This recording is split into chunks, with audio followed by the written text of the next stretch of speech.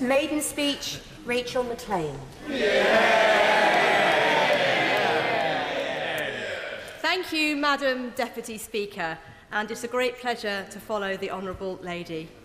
It's really a great privilege to make my maiden speech representing the constituency of Redditch County in this debate.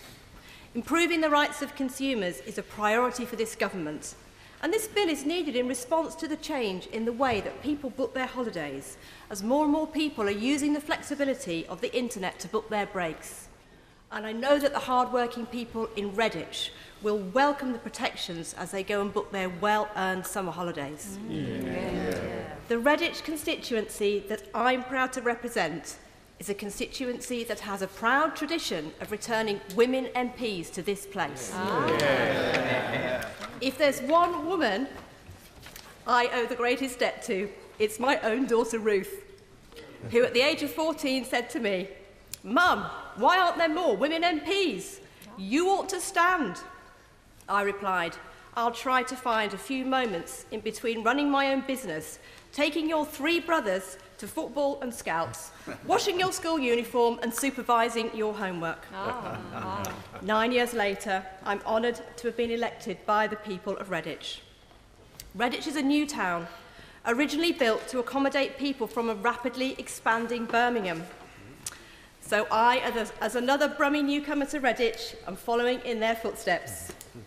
Now, other honourable members have extolled the virtues of their wonderful constituencies, the natural wonders up and down the country, and I only wish I had time to visit them all. However, most people in our nation live in towns, and we must remember that people need beauty in their lives, whether they live in the countryside or in towns. So I'm proud that in Redditch, any student of town planning would find the best example in the country of a well-laid-out, modern, urban landscape. Developments such as Church Hill, Matchborough, Winyates, Lodge Park and Woodrow are all designed to allow maximum amounts of green space, quiet streets and traffic-free highways. And at the heart of the town, you'll find a lovely natural oasis, the Arrow Valley Lake and Country Park, comprising 900 acres of green space packed with wildlife, unfortunately no crocodiles, wildlife rarely seen in an urban setting, as well as providing a focal point for our community's events. To the west, the modern shopping centre and its historical centre exist harmoniously, and so you'll understand why so many people wanted to move to Redditch to live, work and bring up their families. And despite our excellence in town planning, we aren't without our own natural beauty too. The constituency also includes some beautiful areas of rural Worcestershire, such as the villages of Feckenham, Inkbarrow, Hanbury and the Lenches. Hanbury Church, that I visited this weekend with the local Ramblers group and my dog, is said to be where the bells on the Archers radio show are rung. So I'm therefore mindful of the diverse challenges that face me in representing the issues across this whole constituency, including a brownfield first policy for new developments, broadband provision and farming. So Redditch is also a great centre of enterprise and business with a wealth of manufacturing companies, though particularly famous for its needles. At one point, Redditch made 90% of the world's needles, and needle making still occurs in Redditch today. Indeed, in preparing for this speech, I read the play, This House, that members may have seen, in which my predecessor, Hal Miller, features. In one particular scene, he complains that despite envisaging his seat to be one of meadows, steeples, farmyards and haystacks, upon election he found a somewhat different reality, angrily declaring to the whips that you can't find a haystack in Redditch because of all the needles. In fact, Redditch has been fortunate to have had a number of formidable MPs as its previous champions. First, I pay tribute to my predecessor, Karen Lumley, thank you, who sadly retired due to ill health after 7 years of dedicated service. She was an MP who fought on behalf of her constituents for the Alex Hospital, for apprenticeships, for mental health and for fairer funding in schools. And people will remember her not only for this, but also with great affection for her ability to bring additional colour to these benches with her varied and unique choices of hair colour.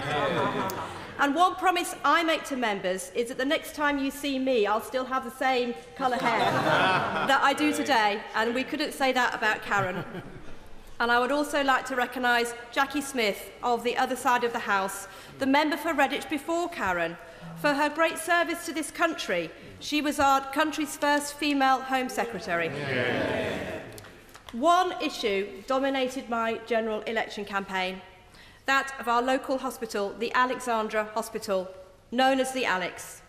And I want to reassure my constituents that the Alex and its service to patients and their families is my #1 priority as your Member of Parliament. Yeah. I raise this and the issue of the Worcestershire Acute Trust that runs the hospital on my very first day in this place. And I will continue again and again and again to fight to protect and to strengthen local health services. Yeah. So when I reflect on the challenges facing the Alex, it reminds me why I've strived to enter Parliament for some years now. The Alex Hospital, like all our public services, depends on a strong economy. It relies on the taxes ordinary people pay. And we should never forget that or where those taxes come from.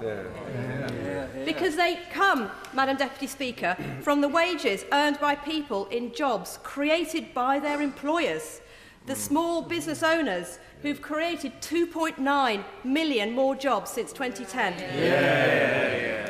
And for the very first time in my life, my wages are paid for by the taxpayer. I do not take this lightly, because I know the sacrifice that goes into creating this money. Before I entered Parliament, I spent my career in teams starting up and growing small businesses in the digital technology sector as a small business owner and employer. One of these businesses started small, is now medium-sized, and is in fact Britain's leading publisher of technology content. Over the years, I've created many jobs for people, which enabled them to fulfil their potential and build a secure future for them and their families. And it's not been easy. So I've been through the devastating failures that many entrepreneurs face, losing my home and livelihood before picking myself up and starting again. And anyone who builds a business will recognise this journey. My 4 children learned at a very early age not to ask their mum for pocket money. They learned that we weren't able to go on holiday and that their clothes came from charity shops and that they couldn't have new toys or phones or trainers and that their mum and dad didn't sleep at night because they were worrying about how to pay the wages of their staff. Because businesses are not some abstract concept. Businesses are built by people. People from all walks of life, up and down this great nation of ours. People who differ in many ways but have one thing in common, and that's the desire to work hard, to take a risk, and create a better life for their children than the one that they had. And I want everyone in Redditch to have that same opportunity. There are people, Madam Deputy Speaker, who feel overlooked and left behind, where deprivation and poverty exist and where communities struggle with issues of physical and mental health.